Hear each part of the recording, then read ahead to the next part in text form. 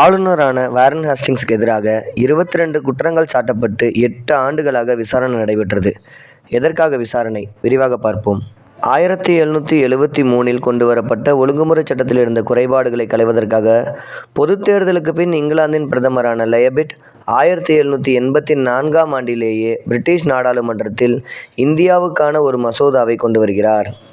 மசோதாவின் மீது இரு அவைகளிலும் கடுமையான விவாதம் நடைபெற்ற போதிலும் 7 மாதங்களுக்கு பின் பிரிட்டிஷ் நாடாளுமன்றத்தால் நிறைவேற்றப்பட்ட சட்டம்தான் பிட் இந்திய சட்டம். பிட் இந்திய சட்டத்தின்படி இந்தியாவிற்காக 6 உறுப்பினர்கள் கொண்ட கட்டுப்பாட்டு வாரியம் ஒன்று அமைக்கப்பட்டது. 6 உறுப்பினர்களுமே இங்கிலாந்து அரசாலேயே நியமிக்கப்பட்டனர். பிட் இந்திய சட்டத்தின்படி தலைமை ஆளுநரின் அவை உறுப்பினர்களின் எண்ணிக்கை 4லிருந்து 3ஆக குறைக்கப்பட்டது.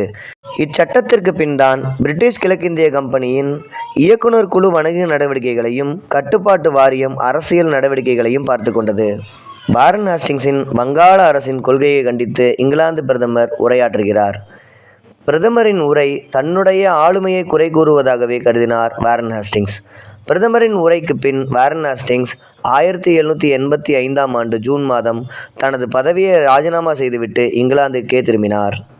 இங்கிலாந்து திரும்பிய வாரன் ஹேஸ்டிங்ஸின் மீது தமக்கு கொடுக்கப்பட்ட அதிகாரத்தில் வரம்பு மீறியதாக 22 குற்றங்கள் சாட்டப்பட்டன. 22 குற்றச்சாட்டுகளில் ரோகில்லா போர், நந்தகுமார் விவகாரம், சயீத் சிங்கின் பதவியிறக்கம், அயோத்தி பேகம்கள் துன்புறுத்தப்படுதல் போன்றவைகள் முக்கியமானதாக கருதப்பட்டது. குற்றச்சாட்டுகளின் மீது 8 ஆண்டுகள் நீடித்த விசாரணை 1795 ஆண்டு முடிவுக்கு வந்து வாரன் ஹேஸ்டிங்ஸ் விடுவிக்கப்பட்டார். விடுவிக்கப்பட்ட வாரன் ஹேஸ்டிங்ஸ் 24 ஆண்டுகள் வணிகக் குழுவிடமிருந்து ஓய்வூதியம் பெற்று 1818 ஆண்டு உயிரிழந்தார்.